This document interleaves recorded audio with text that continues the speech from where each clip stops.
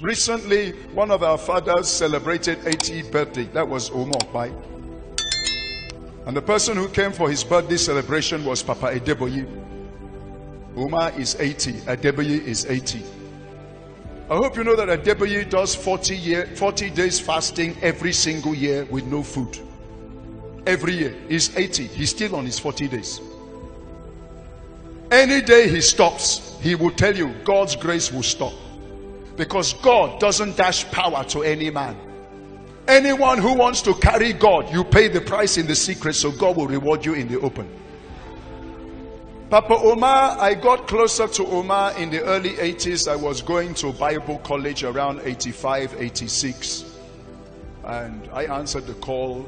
I'm 40 years as a pastor in this city, so my ministry goes way back.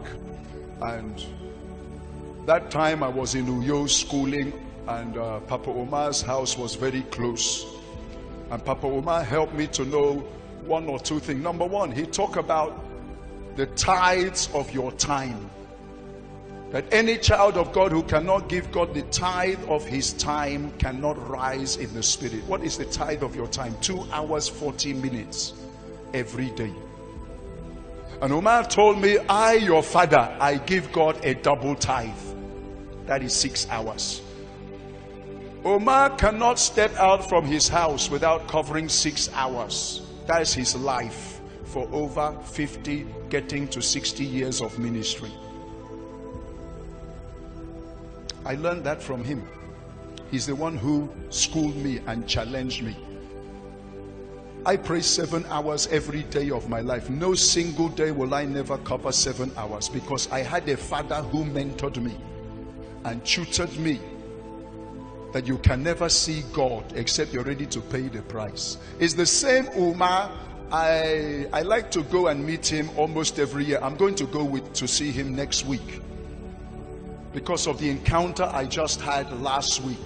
When you have encounters, look for the men who encountered you and find a way to sow into their life so they can now seal it in the physical. So last time I went to Omar asked me, are you still praying?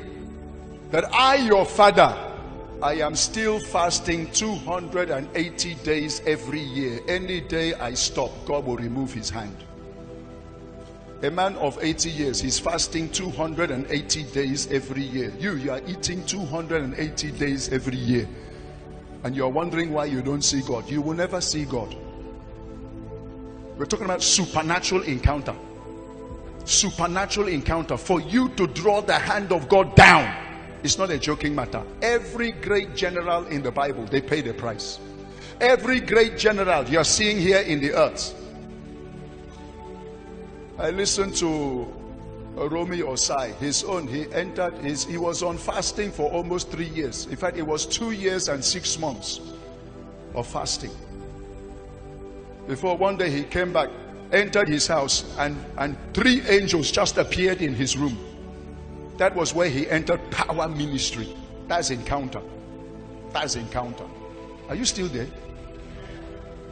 I have a covenant partner. His name is Ephraim Effiong. We have been in this game. Because to us it's a game. We are playing game. That game we are playing is every January like this. Ephraim will lock himself for 30 days. He has been doing that for 33 years now. He will not come out. He will not see the face of any human being. The only person he will see is me. I'm the one who will go there. I'm coming from Akpabio. I was with him today. We prayed together for hours. I was with him yesterday. I was with him Wednesday was Prayer City. The other day I was there. That is how I keep on driving down to Akpabio for us to pray together. And he has been on that for 33 years. When you say there is a man who is coming to speak to you, Reverend Theo, he's a voice in the city. You don't become a voice, sir, anyhow. There's a price you pay in the secret. I don't know if I'm talking to somebody who wants to be a voice. I don't know if there's somebody who wants to rise here. Yeah. Oh my God. Oh my God. Oh my God. Well, we thank God for those men who went on a total 7-day fast to close an old chapter, an old book, a faulty foundation, a faulty administration, and to open a new chapter, a new book, a new order. It took a 7 days fast to do that.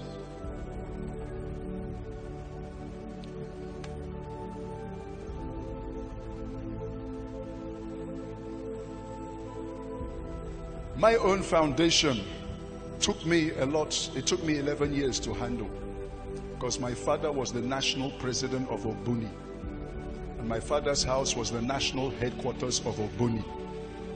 If you don't know what is called Ogboni, every power that holds the government of Nigeria is Ogboni. My father was in charge of Ogboni, and every governor and every man who enters any place, you must come to my father and bow, and you must know how to pound brand new live babies in mortar and eat the flesh and drink the blood to enter power. My father was the man in charge. When you come from a foundation where your father is Oga in charge of Ogboni fraternity, my father was also in charge of Ekpe. Whether you talk of traditional as far as Calabar, Cross River, or you talk of national, my father was Oga in charge. And that is my foundation. And for me to be able to ascend from that foundation, brother, it wasn't eating. It took me dying in God's presence. When I was your age, I believe you are, most of you are youths I'm talking to, you are in your 20s, most of you. I think I did my first 9-day fast when I was 20, 21 years of age. 9 days, no food, only water. That same year, I did a 21-day fast, no food, only water. And then the next year, I did a 30-day fast, no food, only water. Why all of this fasting? You go and try and live in Ogboni headquarters. My father's house, that's the place we call Prayer City today. Before you see Prayer City, before you see a new foundation, a new order, somebody died. Somebody paid a price. That was the place all the sacrifices that hold Nigeria used to take place. And so for me to close that chapter and raise a new order, I have to pay a very heavy price.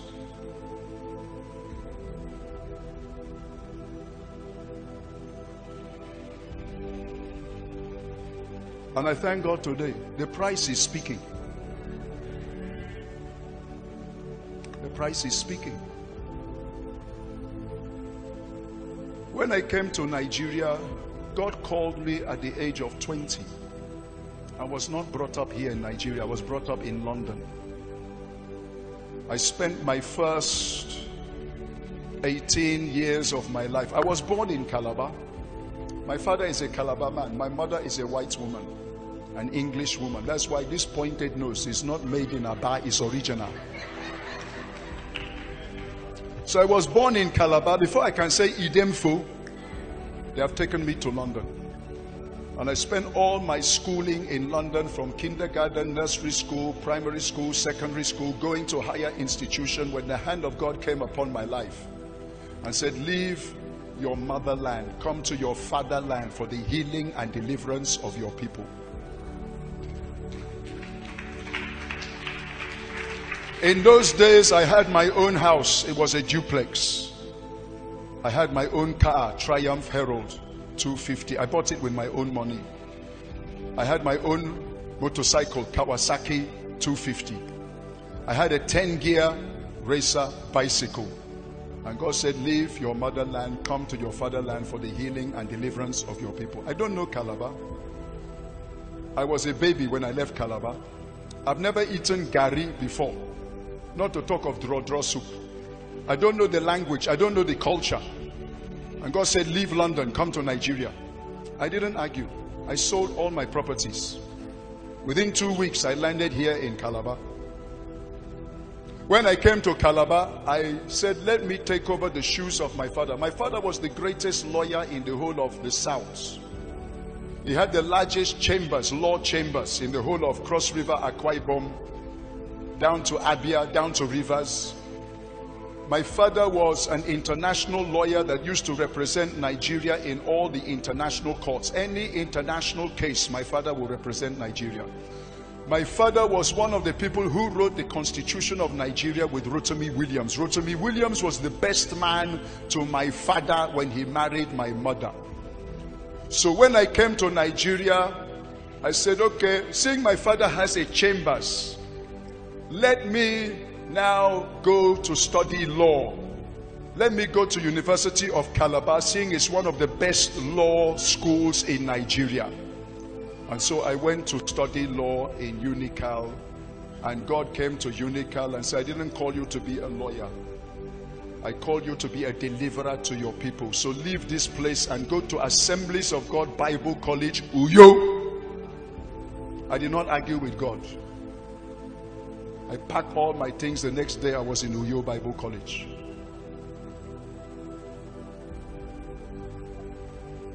And I answered the call under the Assemblies of God. And the leadership of the Assemblies of God sent me to be an assistant pastor at a place called Etinian Abasi under the Reverend F.C.M. Obuji. I was 21 years of age. I became an assistant pastor to a church of about 800 members, 800 attendants. And my senior pastor said to me, Tio, I am leaving the work in your hand. Why I brought you as an assistant pastor, I am doing my degree course at Umuahia. And I will not come back except month ending. We do accounts. First Sunday, second Sunday, third Sunday, you're the one to preach. All the Bible class, you're the one to preach. Sunday school is in your hand. Who am I? Johnny just come. Born again, only 2 years. Newly arrived from United Kingdom. Spent 18 years in London. That time, if you hear me speaking, you will not hear my tonation. I used to speak like a proper Englishman. You understand what I'm talking? That is how I used to speak. When I'm speaking to you, you have to strain your ears to hear me.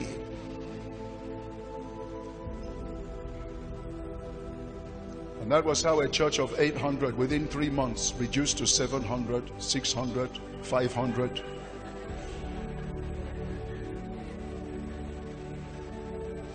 And my senior pastor called for a round table discussion to find out why, what is happening, what is going on. Everybody should open up and feel free to speak out your mind. What is the problem of this church? The first person to lift the hand was the choir mistress. I have noted you, choir mistress. It is well with you. The choir mistress said, Reverend, we will not hide from you. This boy you brought to us. He didn't call me pastor, boy. He's an empty container. He's a square peg in a round hole. He has nothing to offer. He has nothing to deliver. We don't even understand what he's talking. That, Reverend, if you don't want this church to scatter all, carry him, throw him anywhere you can throw him. Bring us somebody who can fit us, who we understand, who we can flow with, who will help us. Not this kind of boy. The second person that stood up was actually the husband of that woman. He said, Reverend, what my wife is saying, she has not even said even one half. It's bad. And my senior pastor stood up and collected the microphone and closed the meeting. And he said, there's no need to continue with this meeting. Me, I was so embarrassed. And the worst of all was that my mother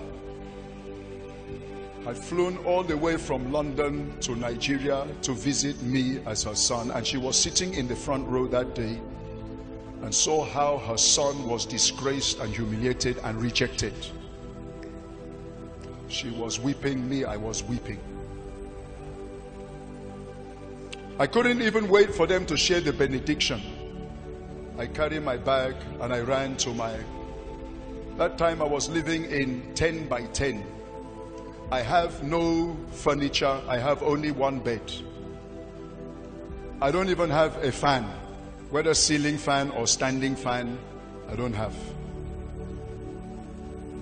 I don't even have a wall clock.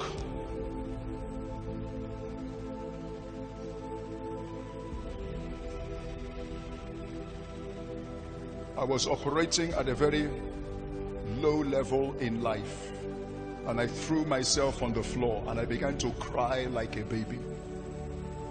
Maybe you don't understand because you have never known what it means to leave United Kingdom and sell all your properties in obedience to God to come for a people, and the people you come for have rejected you.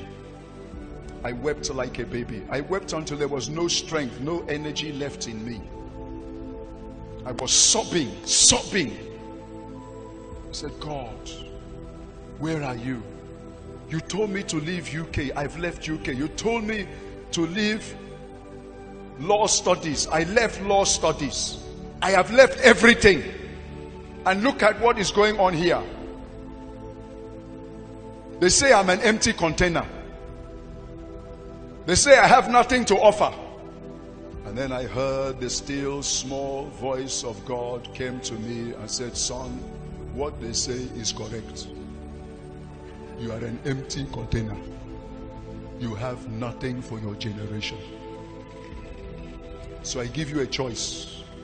If you want to have a meaningful life, what you have not been doing before, because you are coming from London, and in London you don't believe in prayer, you don't believe in fasting, you believe in technology and science.